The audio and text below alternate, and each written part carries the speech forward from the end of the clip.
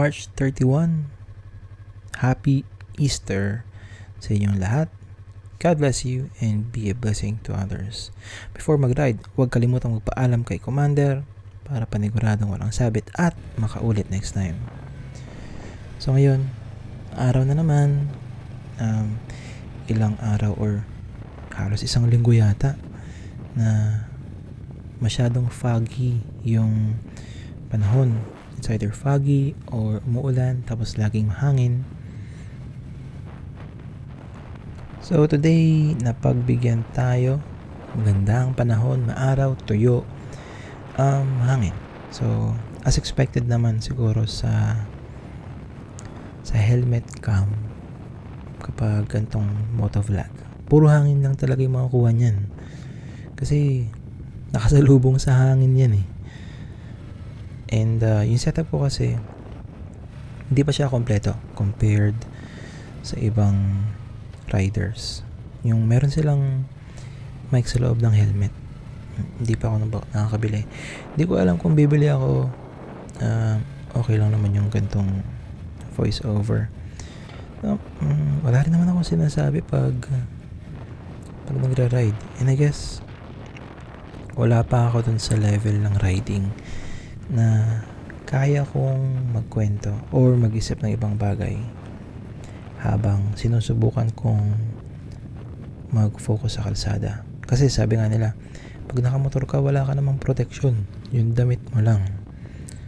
Kaya mahalagang skill sa pagmamotor is kailangan observant, and then always look ahead. Kailangan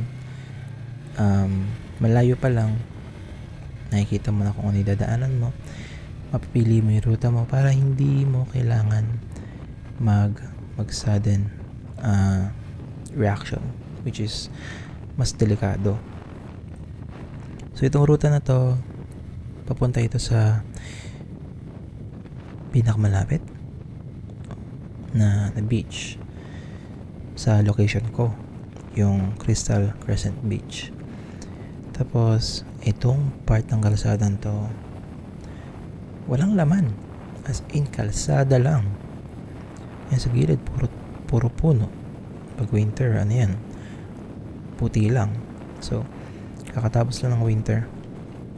It's just 10-11 days into spring, and ayan, parang walang nangyari. Though yun nga, moderate lang ang winter dito sa Nova Scotia. Kaya ganyan, malinis agad. And ito na yata yung kumbaga, kung gusto mo lang maranasan yung winter paminsan-minsan, okay na dito sa Nova Scotia. Hindi rin masyado malamig. Medyo mainit pag summer, pero it's not too bad compared sa nakasanayan ko sa Pilipinas. Grabe, episode 2 pa lang. Episode 2. Wala na akong makwento. Hindi naman kasi planado to eh. Ginagawa ko lang to, kumbaga parang diary ko lang sa pagmamotor. At the same time, it also serves as protection sa akin para kung may mangyari man, mare-review ko ano yung nangyari, and walang agarbyado kasi may ebidensya. Pansin ko din, parang wala masyadong motovloggers dito sa Nova Scotia or sa Halifax lang. Hindi ko alam. Parang meron naman ako mga fina-follow sa Instagram ng mga riders, sa YouTube. Pero ibang location, karamihan US or UK. Siguro dahil hindi masyadong exciting or wala masyadong nangyayari dito. Kasi maganda yung traffic. Wala masyadong pasaway, unlike sa iba, makikita mo ang daming mga matapang / tanga na parang nagpapaka daredevil speeding sa kanto sa curve, tapos hindi naman pala kaya, or kataon lang na may something sa kalsada, nagkamali, yun, naglag. Wala masyadong ganun dito eh. For fun siguro, I wish meron, pero hindi siya safe. Kaya okay lang na ganito, chill lang. Pag ganito, parang pwedeng background sound ko na lang siguro next time, yung mga chill / jazz ginagamit sa mga cafe para relax lang. Pero hindi kasi relaxing dapat ang gantong video eh. Well, main purpose ko lang talaga sa paggawa nito is one, para in the future meron akong mababalikan, makikita ko yung mga pinaggagawa kong kung ano-ano, and two, may share lang sa ibang tao sa ibang lugar kung ano meron dito, kung ano yung makikita mo, kung ano yung experience sa motorcycle rider. Mainly ginagamit ko yung motor ko for commute. For now, hindi masyado kasi may times na sobrang lamig pa, or yung spring kasi dito is known to be rainy, maulan, basa madalas. So nag-ride lang ako whenever I get a chance to, gaya ng panahon dito sa video. Ganda na panahon, medyo malamig pa, pero unlike nung previous video na ginawa ko, kaya kong tumagal, hindi masakit sa kamay yung lamig. Tapos nagdagdag na rin ako ng layer ng suot. Usually kasi ginagawa ko lang t-shirt and then winter jacket. Dito sa ride na to, naka t-shirt ako, meron akong fleece na long sleeve sa loob, and then yung winter jacket. Tapos nag-leggings ako, tapos meron ding makapal na socks.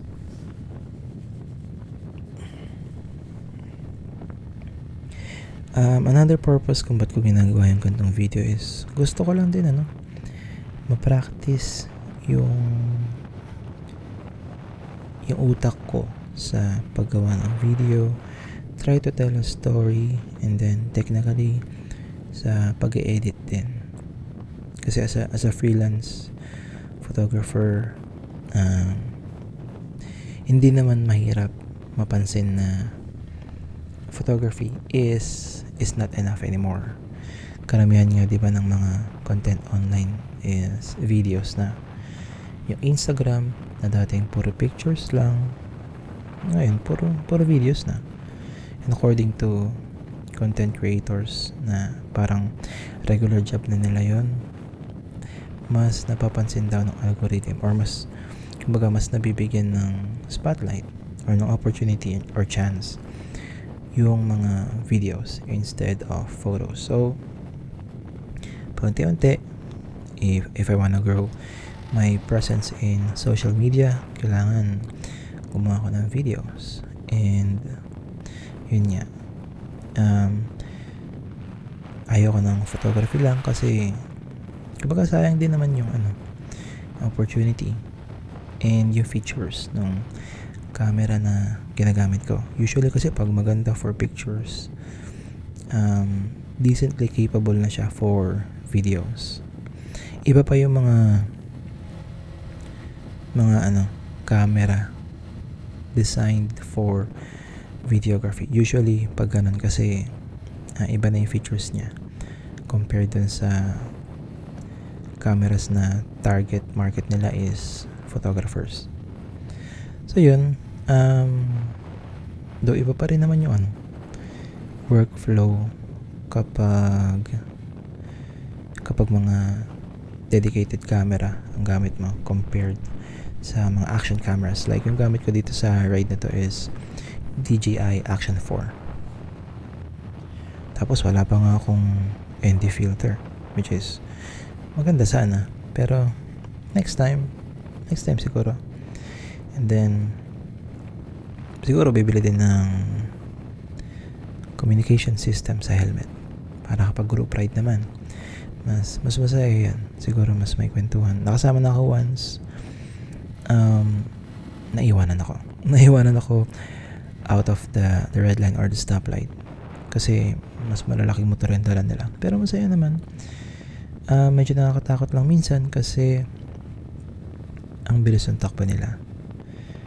And sa mga napapanood kong motovlogs, one of the suggestions na binibigay nila is to always ride your own ride. Kumbaga, if sila kaya nilang mabilis dun sa curve, ikaw hindi, huwag mo sabayan. Don't try to be them. Lalo na karamihan kasi ng mga riders na may malalaking motor, yan yung mga bihasa na nagdaan na sila sa maliit na motor, napagdaanan na nila yung easy riding, so kaya na nila yung mas mabilis. So pinractice nila yun. They earned or they worked their way towards that kind of riding. Yun lang naman yun na yung isip ko ikwento ngayon.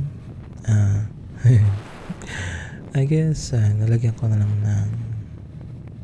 ng music para hindi naman puro hangin yung maririnig sa video. Hindi. Gusto ko lang i-share yung let's say review, reaction, opinion about sa movie na pinanood ko recently. Habang wala pa naman nangyayari dun sa video. Peace. Hindi ko alam kung ba't ako nag-peace. May bata yata ako nakita. Yun. Yung movie pinanood ko recently is Rewind by Ding Dong, and Marian sa Netflix. Ang alam ko matagal nang lumabas yung movie na yun. And then, hindi ko pinapansin. Nakikita ko yung mga reviews ng iba dati. Nakakaiyak daw. Malungkot. Ganun. So, yan. Finally, nalagay sa Netflix. So, parang pinanood ko siya ng libre. Pero hindi, kasi nakasubscribe ako. Yan. From the beginning of the movie, nakakatuwa. Kasi nagkakilala sila. Parang, grade school pa lang sila nun. Magkakilala na. Tapos, tumanda.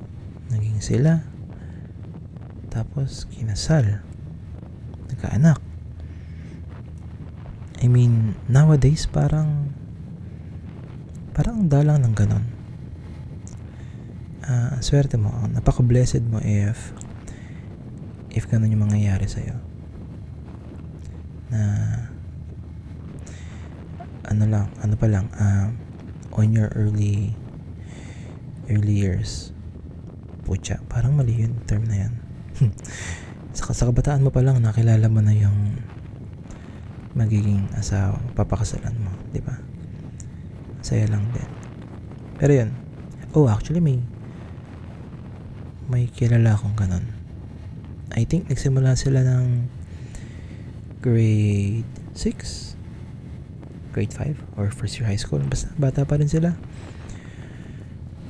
Naalala ko kasi mas matanda ako sa kanila ng 1 taon. So second year high school ako, tapos first year high school sila. And sila na nun. And then sabi ng mga friends ko, sabi nila na before pa sila mag-high school sila na. So, tapos ngayon, kinasal sila. And then, nagkaanak na rin. Happy. Galing, di ba? So, yun. Going back to the movie. So, naging sila, or nagkakilala sila ng bata pa. Naging sila pagtanda, kinasal, nagkaanak. And then, yung movie went around Ding Dong being a busy provider for the family. Marian naman naging busy sa pagiging wife and sa pagiging mother. And then while dumadaan tayo dito sa magandang kalsada na merong lake sa right side. Maraming ganito dito. Maraming nagkalat na lake. Tapos nasa gilid lang ng kalsada. Kaya maganda rin magandang mag-road trip pag gusto mo mag-relax. Very calming yung gantong scenery for me. Ayun, going back to the movie. Typical setup siya ng mga pamilya. Lalaki, provider. Babae, focus sa bahay or sa pamilya. Pero eventually yun yung naging problema na si Marian, she wants to do something for personal growth. And naisip ko lang na kapag napag-uusapan din naman ng girlfriend ko, pag dumating kami sa point na yun, kinasal na kami, kaanak na, sinasabi ko na gawin pa rin niya yung gusto niya para sa sarili niya. Kumbaga, wag niyang kakalimutan na hindi lang siya wife and mother. Kailangan meron siyang sariling identity. Kailangan may ginagawa siya para sa sarili niya. Kasi what happens if masira yung family, diba? Magkawatak-watak. If yung babae all her life as a wife, nag-focus na siya sa pagiging wife and mother, and then nawala yun, ano yung matitala sa kanya, diba? So yun, ideally ganun yung gusto kong mangyari. And syempre para mangyari yun, kailangan maging mabuting provider din ako sa magiging family ko. And dun sa movie, isa yun sa mga common scenarios nga sa family ngayon, sa society. And wait, sa video, turning right, malapit na tayo sa Crystal Crescent Beach. Pero about dun sa movie, naisip ko lang na madaling na ipakita yung common na nangyayari sa society.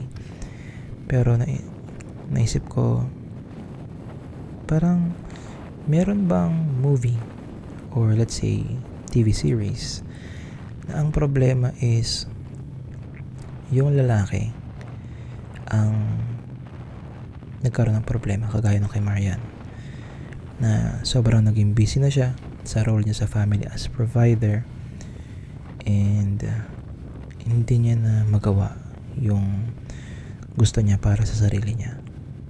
Yun, naisip ko lang kasi 2024 na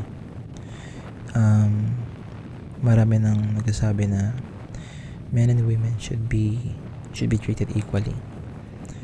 So kumbaga, if may mga movies or any form of media na nag-e-exhibit ng problema ng mga babae minsan sa pamilya, what about yun sa lalaki?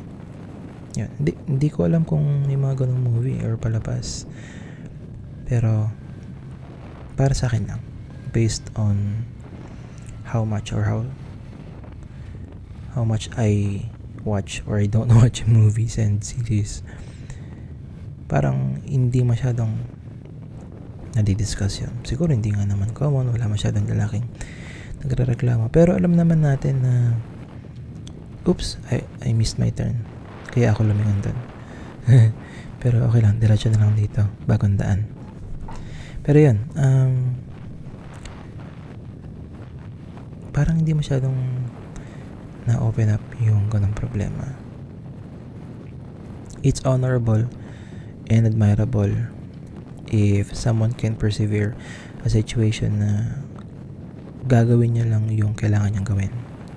Kasi kailangan niya for getting his or her own dreams and goals. Pero at the same time, parang isipin mo rin na kailangan ba nagtitiis ka habang buhay? Diba? Kumbaga, at some point, kailangan gawin mo rin yung gusto mo. Life doesn't have to be miserable. Example na lang siguro is, kung let's say, di nakatapos yung lalaki, and then nagkaroon ng pamilya, and yes, pwede nating masabi na it was a mistake, pero hindi naman natin mababalikan ang nakaraan para mabago yung mga nangyari. So, yun, kung may point na andun na yung lalaki, wala siya magawa, kung hindi mag-provide para sa mag-ina niya, diba, parang gagawin? Or meron na bang mga palabas na ganun na nagre-reklamo yung lalaki na gusto niya naman gawin yung dreams niya, yung goals niya para sa sarili niya, pagod na siya na nagtatrabaho para lang makapag-provide sa family. Yan. Pero kung isang lalaki or kahit babae, kung nagagawa mo yung gusto mo to provide everything you need and everything you want, that's good. Sabi nga nila, diba, find what you like to do or what you want to do in your life, and you don't have to work a single day. Parang ganun. Kasi kapag gusto mo yung ginagawa mo, madali eh. Hindi ka napipilitan. Hindi mo siya ginagawa lang dahil kailangan mo. Ginagawa mo yun kasi gusto mo. So, parang nauuna yung kagustuhan mong gawin kaysa yung pangangailangan mong gawin. Yun. If meron kayong alam na ganung palabas, comment nyo sa baba. So, sa comment section. And nandito na ako sa tamang daan, tamang ligo papuntang Crystal Crescent. Maganda yung panahon. So, I expected na maraming tao dito. Kasi ganito naman yung mga tao sa Halifax. Pag winter, tahimik. Pero whenever they get the chance to go out, kapag maganda yung panahon, lumalabas sila. Mahilig sila maglakad kasi marami ring park. Kaya masaya din.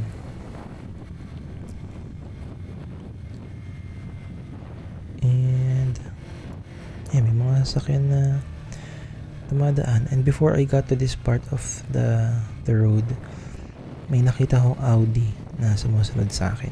Ayan, ang dami nakapark sa labas. So, ibig sabihin, hindi pa bukas yung parking doon sa beach.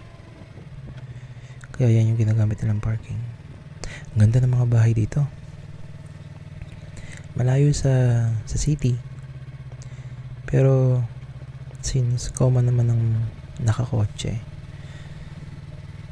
gaya ng sinasabi ko sa friends ko, walang malayo para sa nakakotse. Kasi sobrang dali naman mag-drive dahil maganda yung traffic. Ang daming kotse dito. Ang daming tao. Kahit ganitong maaraw, panigurado, malamig pa rin doon sa beachfront. Ang temperature today sa ride ay around positive 5, positive 10. Pero masyadong mahangin dito sa Halifax. Kahit sabihin mong 10 degrees lang, jacket lang, mahirap pa rin. Kasi tumatagos yung hangin sa jacket eh. Yan, tumayo na lang ako. Or bumaba muna ako sa motor para ikikot. Para mas madali. Alanganan kasi if ida-drive ko siya pa U-turn. Masyado masikip, may kotse, and then hindi naman makapit yung gulong sa gantong surface. So, ayoko magpaka daredevil / tanga / matapang. Mas madali ilakad ko na lang. So, yan.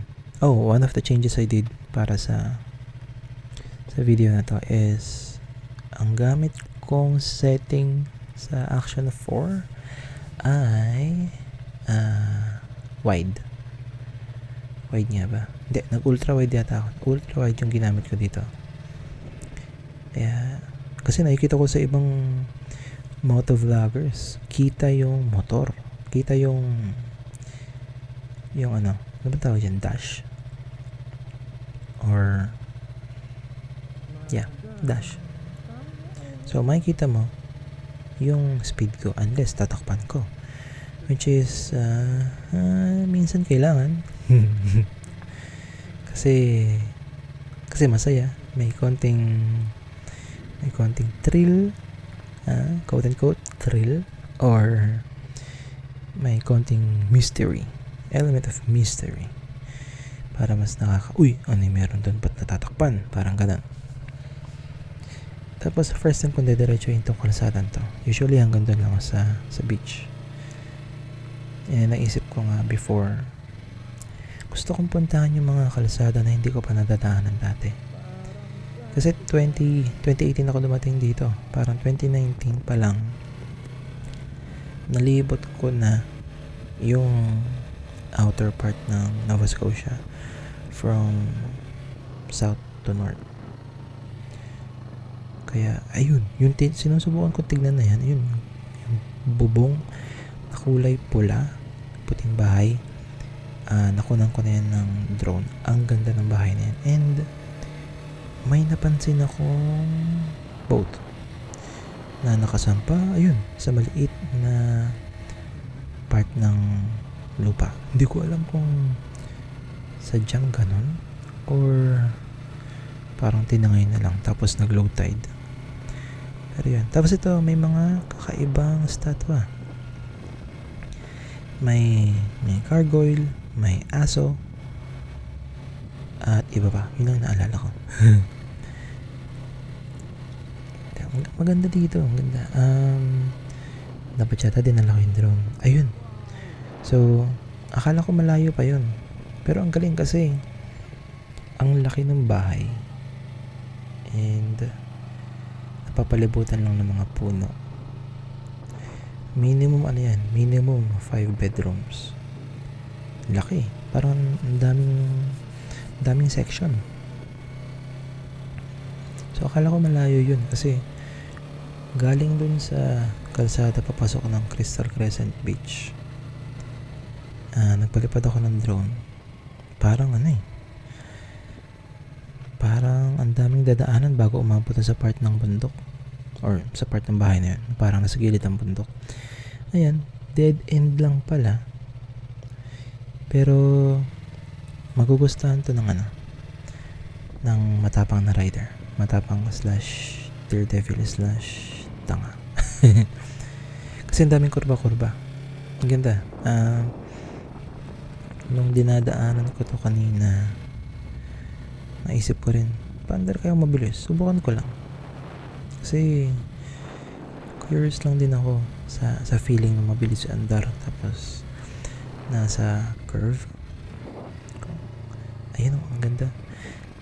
And nakita ko for sale pa. Yeah, for sale pa siya. Hindi lang halata sa video kasi mabilis yung pagdaan. Or maliit kasi nga naka ultra wide ako. For sale. Subukan kong hanapin yung listing nun. Parang yung dream house siguro siya at least 2 stories. So ground level niya is nasa taas and then paslant yung yung lupa. So baka meron pa yung ground floor. Ayan yung mataas yun yung gargoyle. Yun. And attraction yata siya Naisip ko maminto dyan pero tinamad akong bumaba tapos kunin yung camera sa bag ko. Yan, mabagal yung andar ko kasi iniisip ko kung babalikan ko. Pero hindi na. Diretso na lang.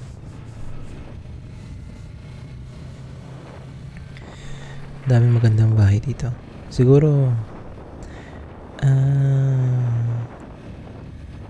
kung merong ewan ko, parang Okay naman yung location eh.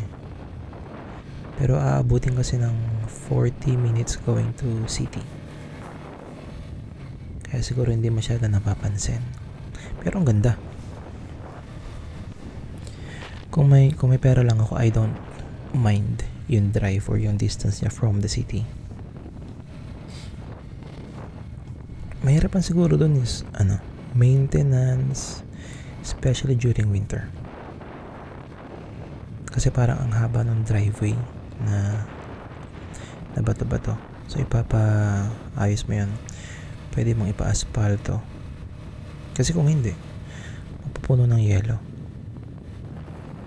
Tapos maputik. So, hindi masyadong maganda. Especially, mahilig ako sa puting kotse. Kung bibili man ako ng kotse, puti na lang ulit. Yan, paalis na sa beach. Same route lang to.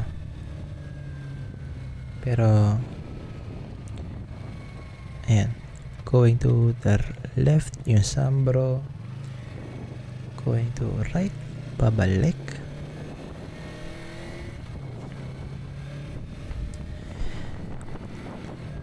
So gaya nung nakaraan kong video na nagmamotor ako, iniiwasan ko yung parang umiikot lang. I mean, same yung daan ng paalis and pauwi. So ang gagawin ko dito, pagdating, what am I doing? Yeah, pinapakita ko yung shadow ko na nakapis. Kita naman pala yung kamay ko kahit hindi na tumingin sa shadow. Dati kasi yung unang video ko nga, hindi ako naka-wide nun eh. So nung tinignan ko, parang hindi nakita yung kamay ko, sayang. So ngayon, hindi ko alam kung gaano ka-wide, kaya tumayo pa ako nun para makita yung shadow, para sure na makita yung shadow. Tapos nagpipeace sign ako.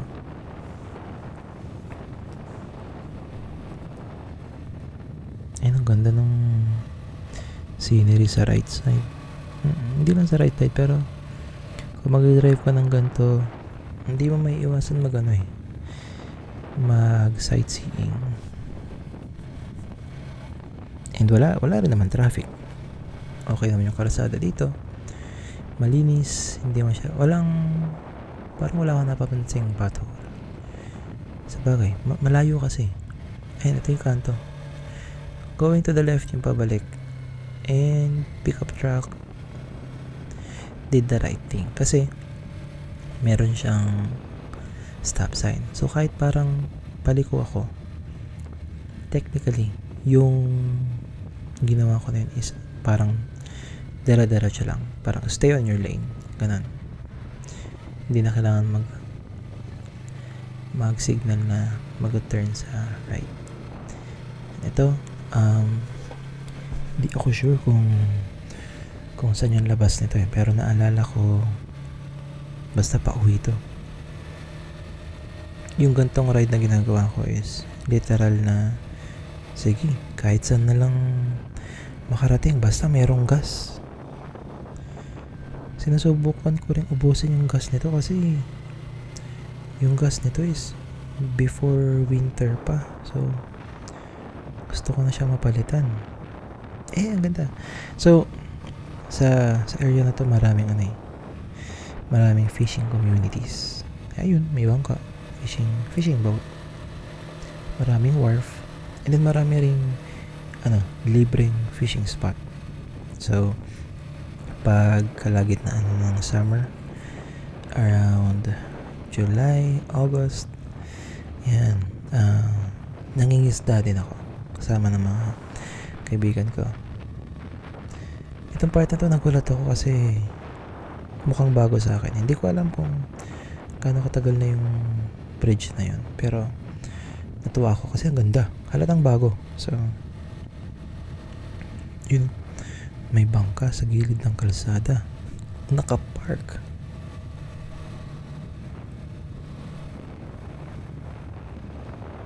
And weird. Hindi ko alam kung anong meron doon at kung ano yung parang yellow na missile na yan. Wala ako nakitang sign na parang military or naval base siya eh. So, di ko alam sino naglagay. Next time, babalikan ko. Titignan ko kung bakit may ganon.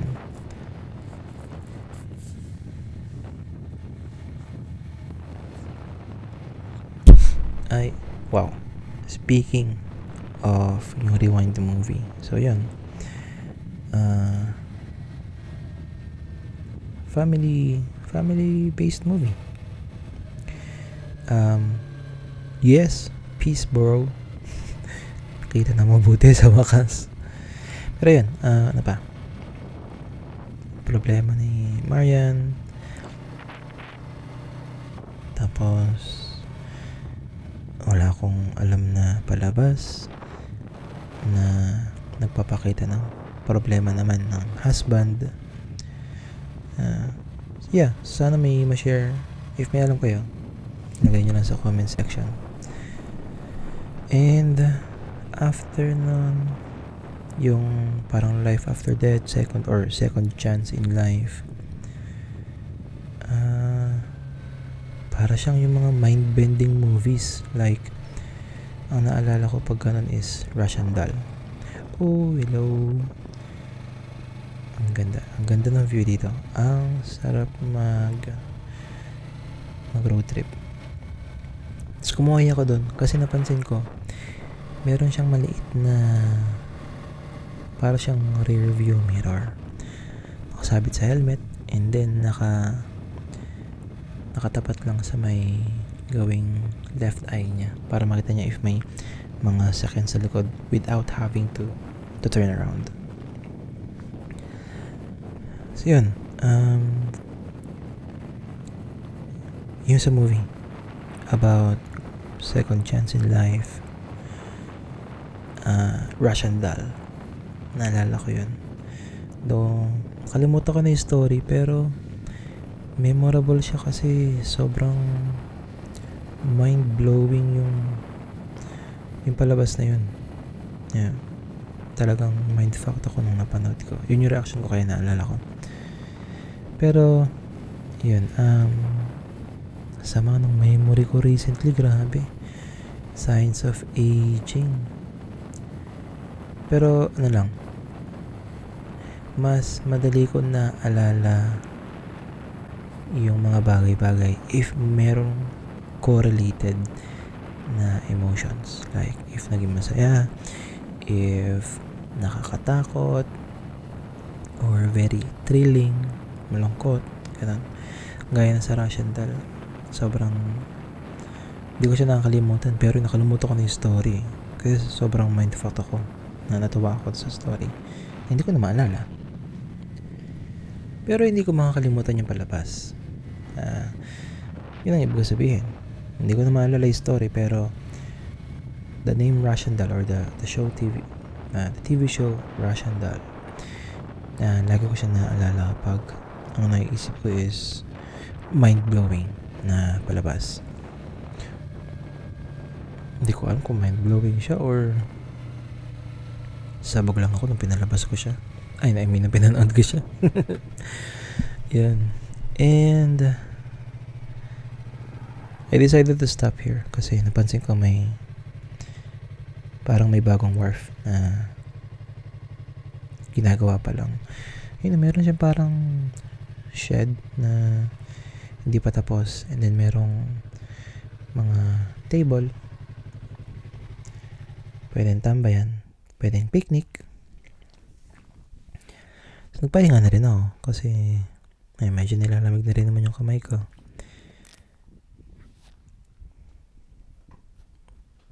Ganda sana dito if dala ko yung drone, kaso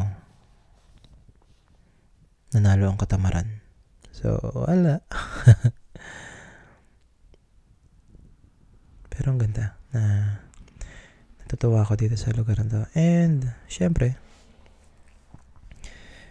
huwag kalimutang mag-update kay Madam, kay Bossing, kay Commander. Picture mo na.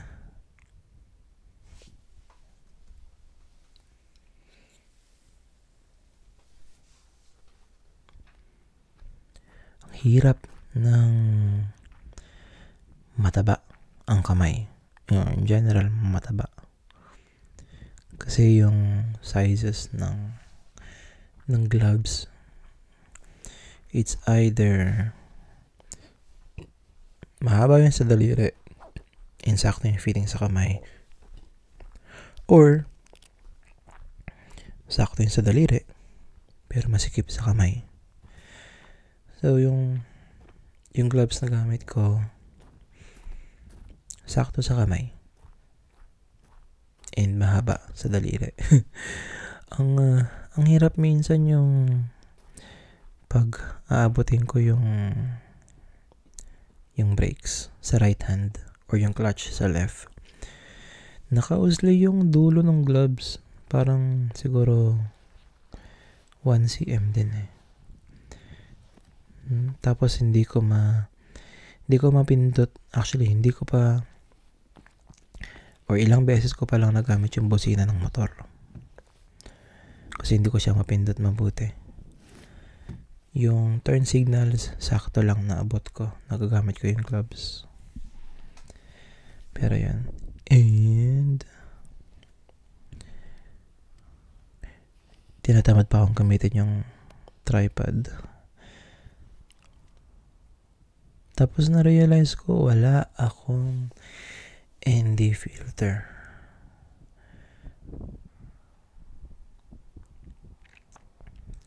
So I always try to go with 24 FPS na video gamit yung A7 III ko.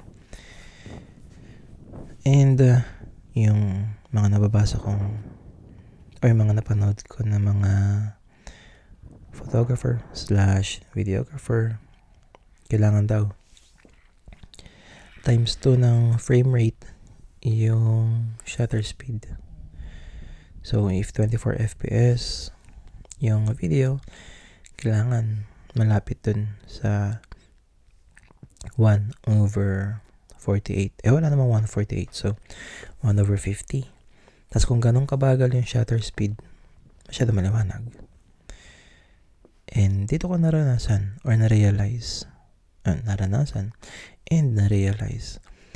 na ang hirap ng buhay ng content creator kapag solo.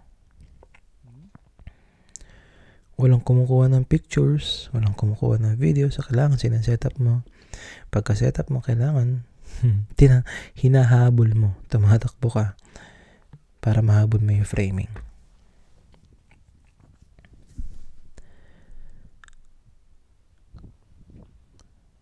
Ayan. Ninanamnam ko lang yung scenery. Napaka-refreshing after ng winter months na puro puti lang, puro lamig. Kasi yung winter kahit maaraw, putya. Pag maaraw actually mas terror yung lamig eh. Pag cloudy, mga nasa -1, -2. Kapag maaraw, putya, -10, -9.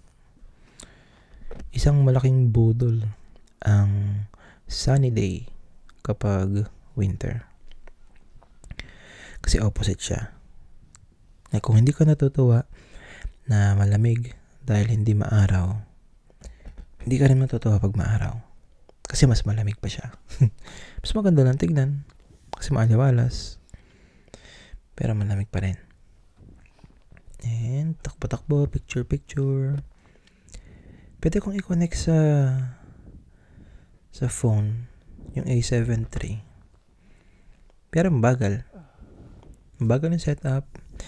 And then, mabagal din yung connection and yung reaction ng camera sa ginagawa sa phone. So, timer na lang. And then, konting video. Yeah. Picture muna ni baby boy. I mean, yung motor ko. Baby boy ko. Kasi yung kotse ko, lolo na. 2012. Yung motor mas bago. Yan, ang saya sana kung hindi ko nakalimutan yung ND filter. Pero kasi, ilalagay ko sa bag yung camera. So, dapat merong takip yung lens. Yung filter ko, hindi naman suwak dun sa lens cap. So, pinili ko na yung lens cap for safety.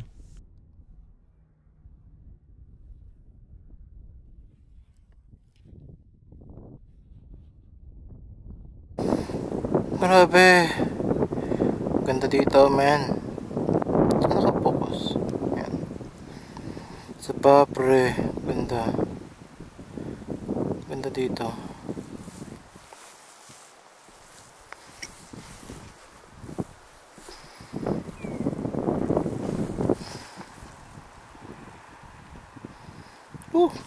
Ganda.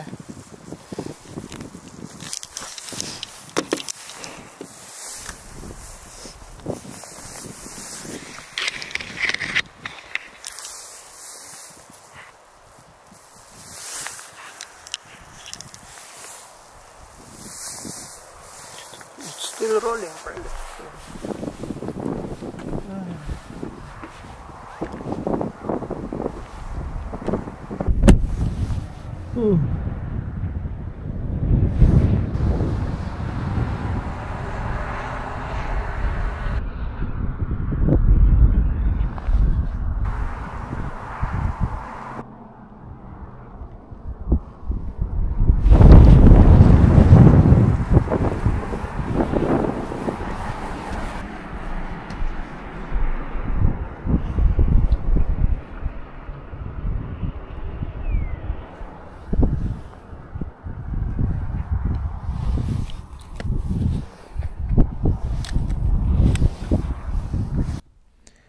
Ayun,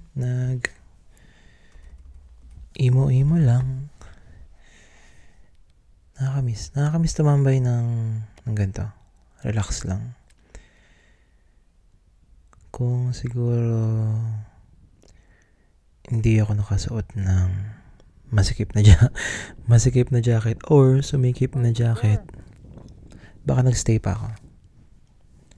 Next time, pwede rin na tumambay ako dito, siguro magdala akong pagkain. Lang pag minsan kailangan talaga ng breather, parang pahinga lang sa lahat ng kailangang isipin on a daily basis. Time to meditate din. Tignan mo yung mata. Tignan mo yung katapangan ko. Hinahawakan yung camera, tas parang goodbye 5K. Hindi naman 5K. Goodbye 3.5. Kung nagkamali ako, dumalas yung camera sa kamay ko. Wala na. Bye-bye 3K.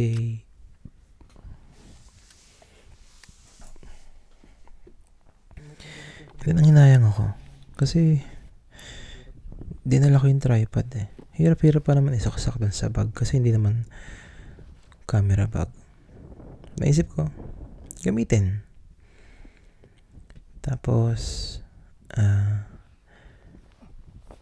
sige, isa pang nasa ng utak mo situation. Sinubukang ikabit yung camera sa tripod habang naglalakad. Pasaway. Yan. Pero naisip ko at this point, gumawa ng parang B-roll na sequence. Katulad nung sa iba na focused on details. And then, yung paglabag ko sa bag ko na yun, akala ko tama.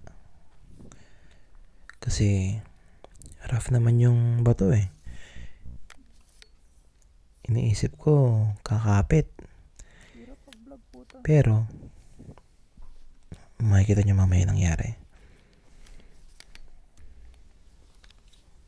Yan, sa kagustuhan kong gumawa ng B-roll, tinamaan ng sipag. Ito yung sinasabi ko kanina, na kapag gusto mong gawin, gagawin mo. Kasi gusto mo. Hindi ko naman kailangan to eh. Pwede namang sumakay na lang ulit ako sa motor. Tapos umuwi na kasi anong oras na rin by this time sa video. Pero naisip ko, subukan kong gumawa ng B-roll. Highlight shots. Kumbaga. Pero ang hirap. And sana talaga nadala ko yung ND filter ko para mas masaya. Para napakinabangan naman yung kinamahal ng lente. Mas mahal kasi yung lente pag mas malaki yung aperture. 2.8 tapos sa liwanag ng araw na to kailangan F9 yata yung kuha ko. And then first time kong gagawin to.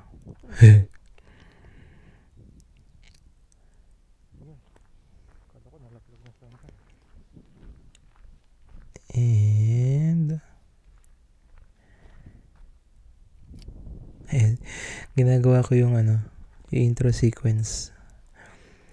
Yung kailangan lalapit ako sa motor and then sasaksak ko yung susi.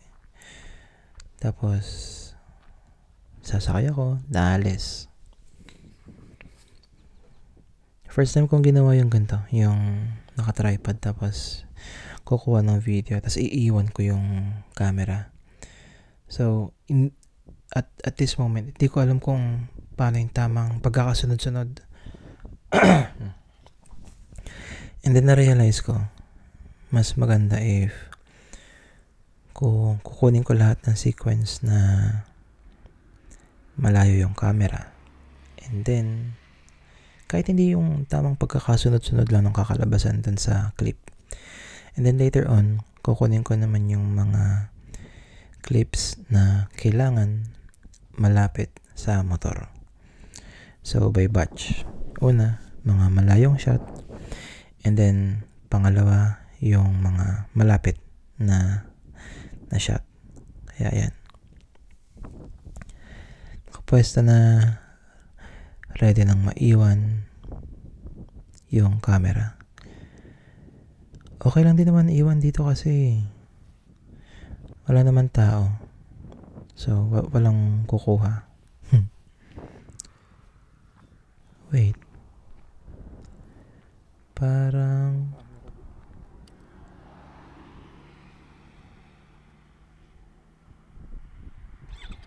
saan na yun?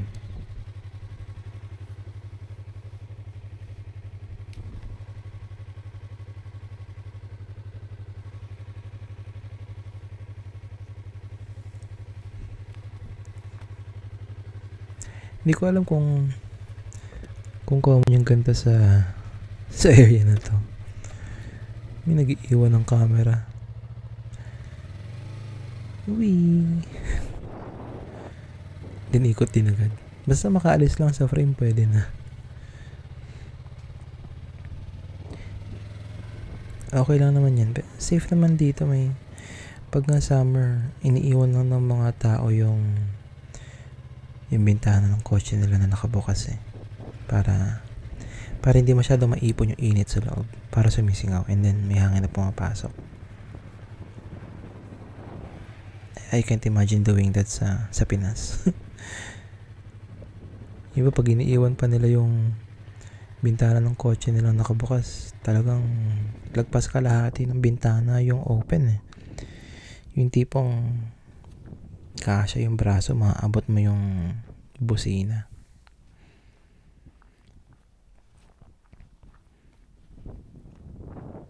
Yun ang mahirap pag solo. Set up ko ikaw yung videographer, ikaw yung director, ikaw din yung cast.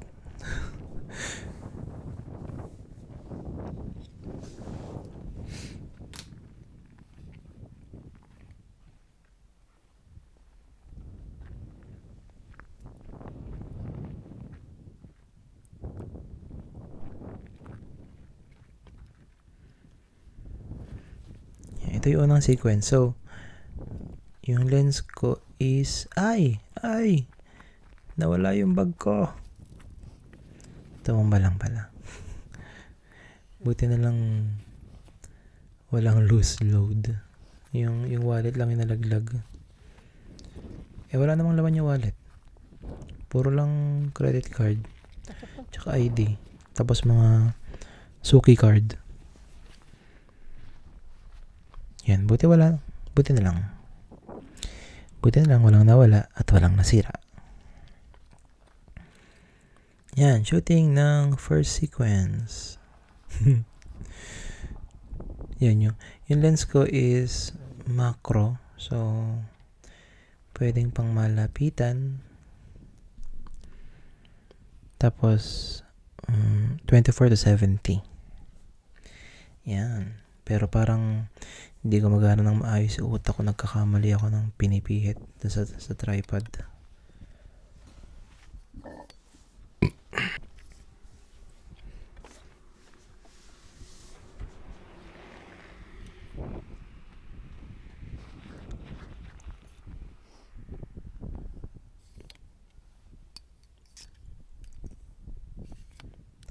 Next time, pag bibili ako ng tripod, yung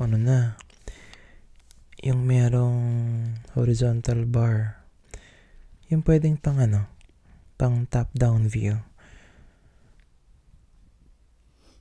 Anong tawag dun sa kuha na yun? Flat lay? Yung typical na ginagamit sa dining table para sa mga menu. Kanon. Yan.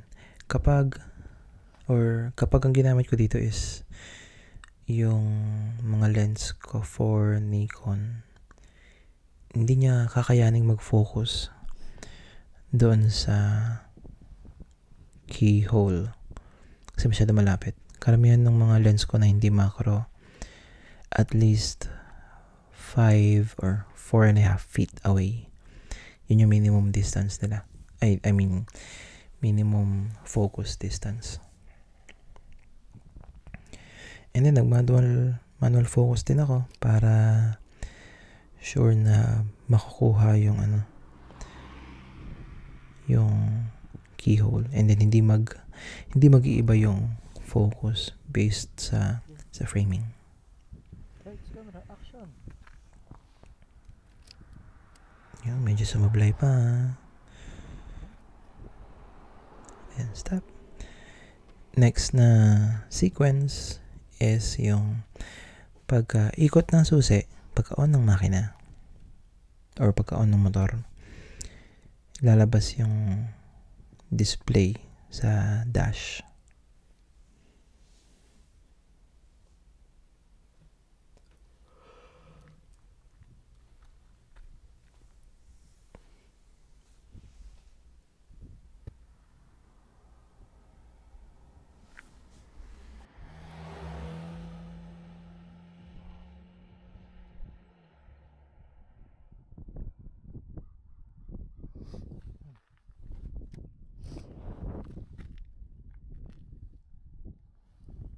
Camera, action.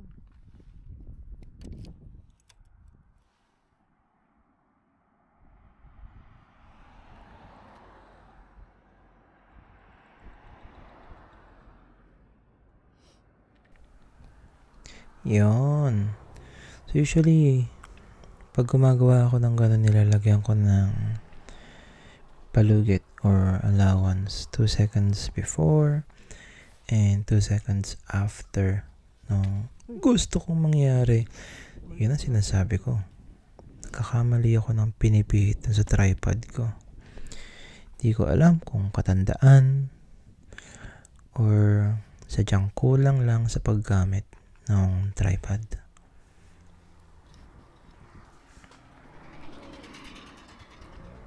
Sinusubukan kong hanapin yung angulo kung saan makikita yung yung text or yung sulat malapit dun sa kill switch ng makina. Pero parang ang best angle niya is somewhere on top of the gas tank, which is possible lang if kaya kong gamitin yung left hand ko pang record. So naisip ko pwedeng subukan, pero I'm trying to get the clip as stable as possible. So tripod na lang, and then yan, gantong angulo na lang para kita pa rin naman siya, pero matatakpan pala ng kamay ko. Hindi na masama, kita naman yung pagpindot ko eh. Yung pag-start na yun, parang medyo nabitin pa. Yan. And last sequence na gusto ko is pagka-start ng makina, kailangan may konting vroom vroom. So binaba ko yung tripod, and then ilalapit ko siya sa, ano ba tamang term doon? Accelerator or throttle? Hindi ko sure. Ay, hindi pa pala yun. So pagbukas ng makina, yung pagsakay pa yung pagsakay pala muna. Ito, nakailang attempt ako ng pagsampa. Hindi ko kasi sure kung dapat parang nakatingkayad ako dun sa apakan, or yung heel ko yung nakaapak para sakto sa brakes.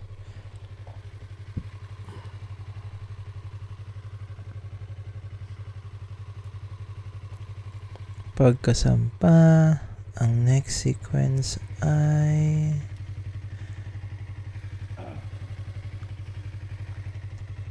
yung magsusuot ng gloves. Pero dapat ginawa ko yun kanina para hindi ako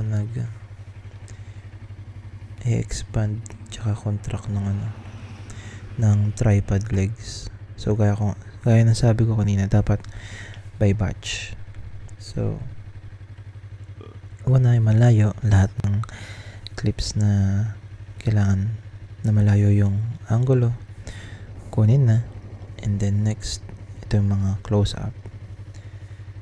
So poorly planned, so mas mahirap ang execution. Pero next time, alam ko na. Sabi nga nila, experience is the best teacher.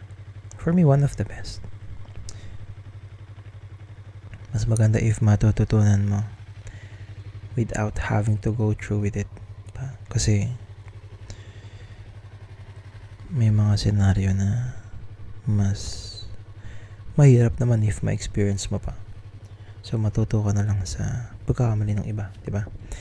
Ayan. B-roll para sa pagsuot ng leather gloves na medyo fail.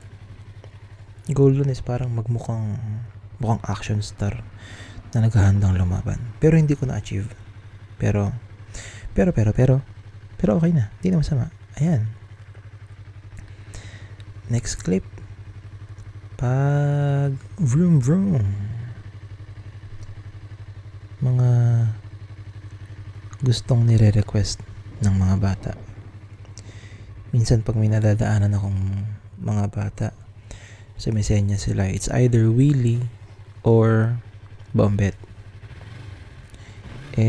Stock na lang naman yung setup ng motor ko, tapos 300cc lang, so mahina. Hindi ko alam kung natutuwa sila, pero okay na rin. Pinagbibigyan ko minsan pag nakikita ko.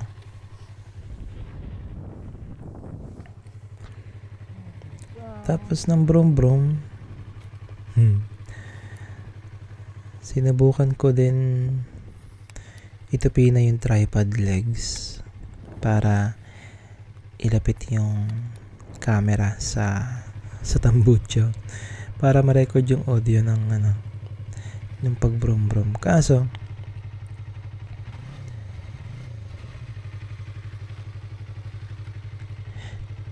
tinitignan ko yung yung measurement ng audio na nakukuha ng camera. So medyo nilayo ko siya kasi nagki-clip na eh. Ang pagkakamali ko lang doon, iba yung pattern ng pagbombit ko doon sa part na kinukunan ko yung pag-ikot ng throttle versus yung kinukuha ko na lang yung audio galing sa tambucha.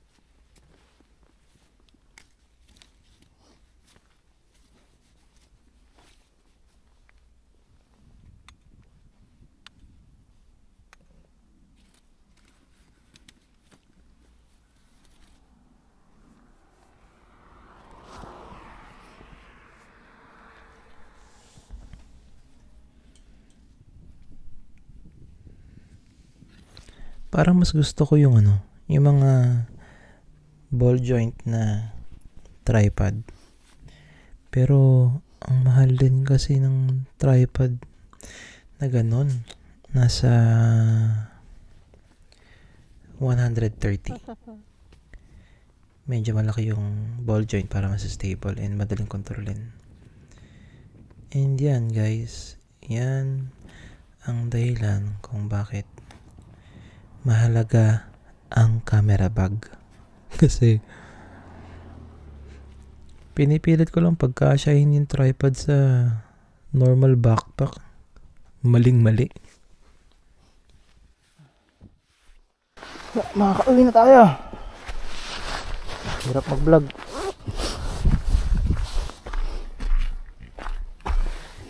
Report muna kay madam.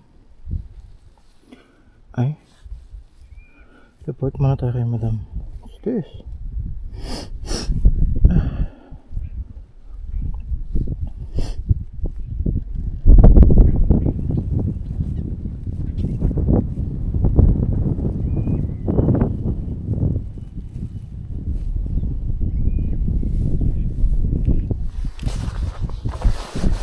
Yan. Kapag report na kay madam, we can go home na. Yun, I always believe na yung mga ganong maliliit na bagay like i-update mo si girlfriend, mahalaga yun. Hindi naman sa parang binabantayan ka na nakakasakal. It's for me, it's more of respect and na rin acknowledgement na concern siya sa'yo, para hindi nag-aalala, parang magulang din kapag lalabas tayo, mga bata tayo, kailangan alam nila at least if may mangyari man, madali silang makakaresponde.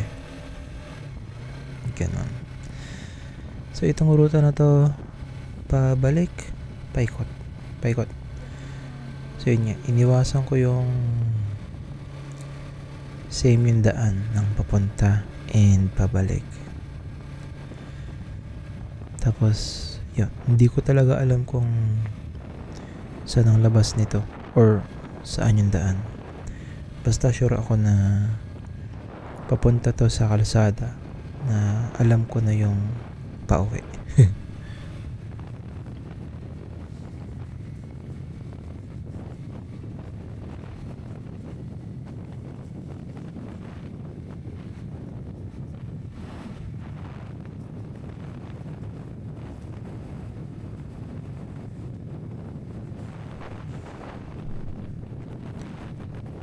Parang may 1 oras na yata yung video.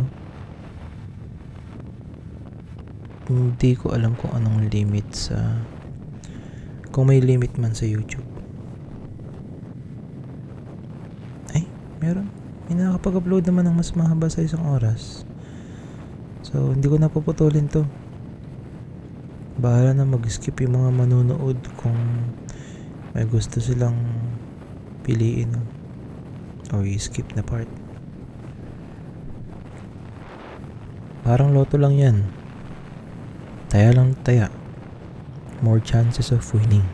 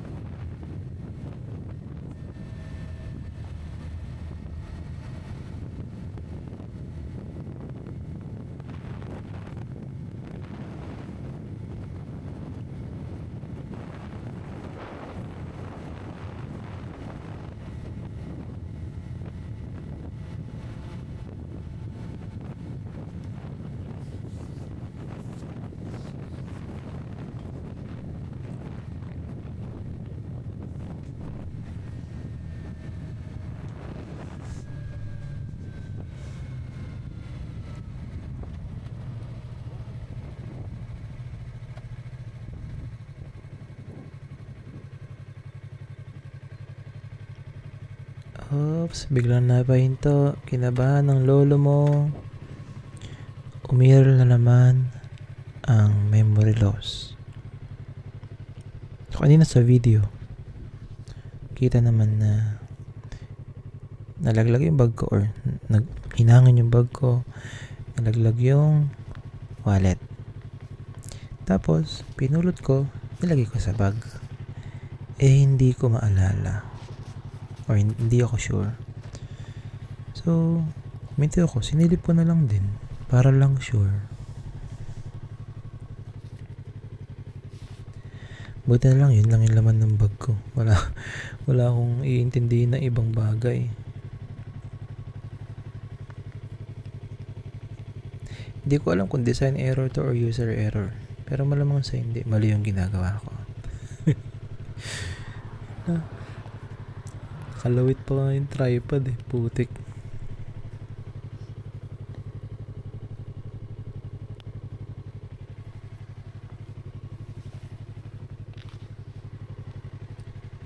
Sana magbunga tong ginagawa ko para may pambili ulit ako ng camera bag. Para hindi mahirap isara yung bag pag may dala akong tripod. Tapos yung tripod nakasuksok lang sa loob kung nasa yung camera. So as of this editing, wala namang problema yung camera. Hindi naman siya nadiinan masyado ng tripod head. So goods lang.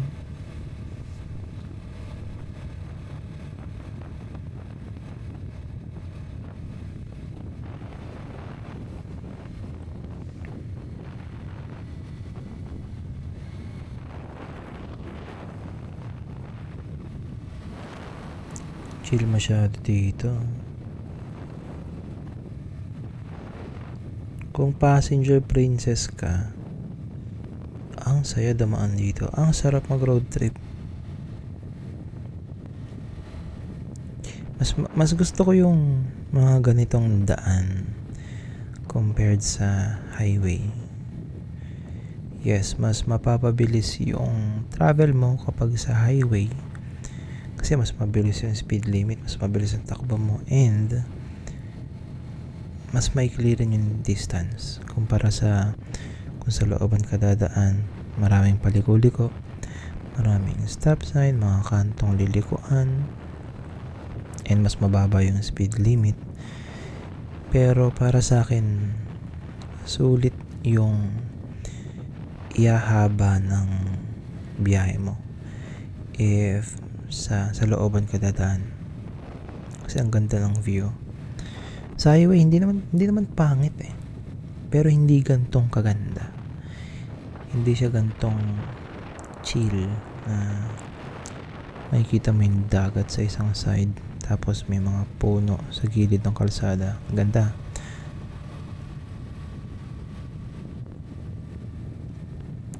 And dito, sa totoo lang, kahit medyo tumaas yung numbers dun sa dash, wala masyado makakapansin. Pero konti lang, konting-konti lang.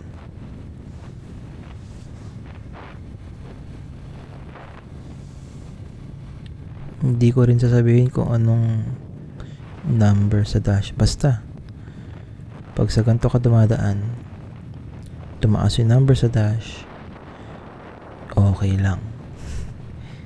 Mas mababa yung chances na sumabit ka.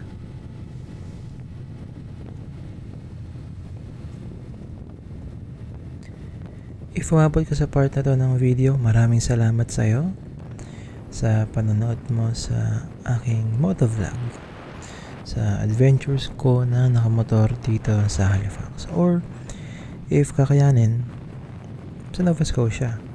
Lilibutin ko yan kung kaya ko.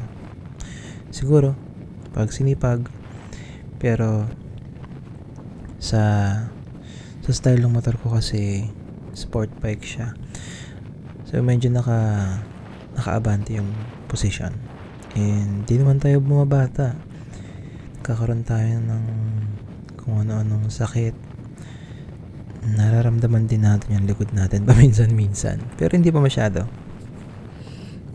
So again, maraming salamat if umabot ka dito sa part ng video na to. If nagkataon lang na nag-skip ka tapos napunta sa part na to, salamat pa rin. At least pinanood mo, di ba? Binuksan mo pa rin yung video ko. So if gusto niyo pang makita yung ibang parts ng Halifax or ng Nova Scotia sa perspective ng motor ko, please consider subscribing to the channel. Please like the video, drop a comment kung ano pa sa tingin, kung ano pa yung gusto niyo makita. And hindi lang motovlog yung laman ng channel ko. Ang original purpose ko talaga sa paggawa ng YouTube channel is para maipakita yung behind the scenes kapag nagkakaroon ako ng mga gigs as a photographer. Kaya nakapangalan siya after my Instagram account. So Ken Clicks. Yun. So hopefully sa darating na summer season, araw na, magkaroon ng mga gig, and then magkaroon ako ng videos na ma-upload dito, parang BTS style. I mean, behind the scenes, hindi yung mga opa. And hindi aabot sa bahay yung yung baterya ng Action na 4, na nalaman ko lang nung parang 2 kanto o 2 liko na lang ako sa bahay. Tapos sinilip ko yung camera sa side view mirror, kasi parang sumenyas ako ng 2 piece left right pang closing ko dun sa video. Pero ayun, di na umabot. Mamatay yung camera parang 15 minutes away from home. Pero okay na yun. At least halos nabuo yung trip. And umabot sa point na nandun ako sa familiar road. So yun, maraming salamat ulit. Sana manood pa rin kayo ng mga videos ko sa susunod. And again, subscribe lang para makita nyo yung mga susunod kong gawa. Hindi lang motovlog. And gusto ko rin gumawa ng podcast kagaya ng iba. Pag-iisipan ko pa kung paano, or kung anong magiging subject, or ano yung magiging topic, sila mga magiging kasama. Pero hopefully magawa ko yun. Kasi masaya lang may ginagawa. And being content creator kasi gumagana yung utak eh. Iba yung satisfaction pag nagagamit yung utak, especially nowadays na medyo laylo lang, trabaho lang, walang ibang magawa. Yun. So kailangan ko rin ng outlet ng creativity, quote unquote creativity or imaginations. Again, maraming salamat and see you on the next video /motovlog/adventures. Bye bye, peace out.